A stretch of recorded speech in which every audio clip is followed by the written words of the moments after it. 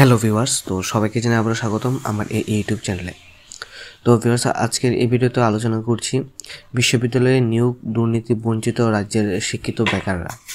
এই নিয়ে সংবাদ প্রতিনিধিদের মধ্যে কী বলেছে আমরা একটু বিস্তারিত দেখে নেব।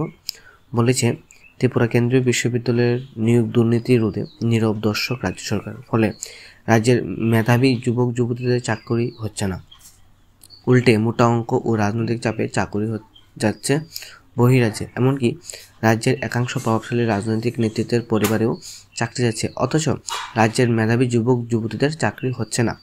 ত্রিপুরা কেন্দ্রীয় বিশ্ববিদ্যালয় চাকরি দুর্নীতি নিয়ে এক অদৃশ্য কারণে শীতঘুমে রাজ্য সরকার। অভিযোগ, 2019 সালে ত্রিপুরা কেন্দ্রীয় বিশ্ববিদ্যালয় assistant professor, associate professor, controller of examination, finance officer, assistant professor, librarian, CDC অধিকর্তা, অ্যাসিস্ট্যান্ট এলডিসি, ল্যাবরেটরি অ্যাসিস্ট্যান্ট, তারপর হচ্ছে Hindi typist, stenographer, cook, multitasking staff, laboratory accountant, library attendant পদে প্রথমবার বিজ্ঞাপন প্রকাশিত হয়।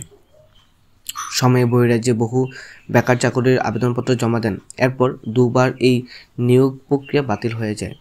আবার 2024 সালে এই নিয়োগ প্রক্রিয়া পুনরায় শুরু হয়।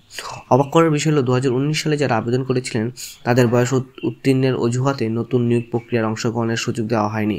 এমনকি তাদের আবেদন মূল্য পর্যন্ত ফিরিয়ে দিল বিশ্ববিদ্যালয় কর্তৃপক্ষ।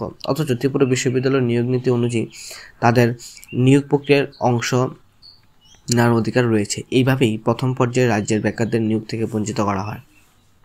এরপর নিয়োগ প্রক্রিয়া শুরুর পর দেখা গেল অ্যাসিস্ট্যান্ট প্রফেসর এবং অ্যাসোসিয়েট প্রফেসর পদে রাজ্যের প্রার্থীদের সুযোগ নেই, উল্টো একের পর এক বহিরাজ্যে বেকার এনে চাকরি দেওয়া গেল। এমনকি এর বিরুদ্ধে রাজ্যের বেকাররা বিক্ষোভও করলেন। দেখা গেল এক সময় চাপে পড়ে ত্রিপুরা বিধানসভায় পর্যন্ত বিশ্ববিদ্যালয়ের নিয়োগ প্রক্রিয়া ঘিরে সুষ্ঠু তদন্ত সহ প্রয়োজনীয় নিয়োগ প্রক্রিয়া বাতিলের প্রতিশ্রুতি দেওয়া হলো।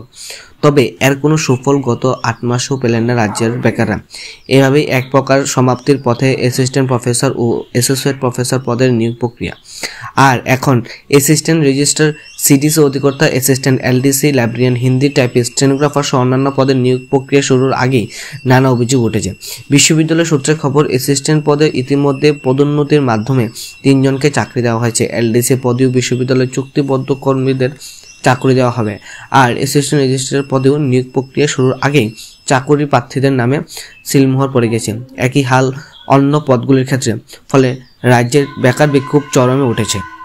তো এখানে এই কথাটাই বলেছে যে 2019 সালে যে পোস্টগুলির রিক্রুটমেন্ট এসেছিল, ঠিক আছে, অর্থাৎ যে নোটিশ বেরিয়েছিল, সেই নোটিশে যারা যারা আবেদন করেছিল তাদের কিন্তু 2024 সালে নেওয়া হয়নি, কারণ তাদের বয়স উত্তীর্ণ হয়েছে, ঠিক আছে।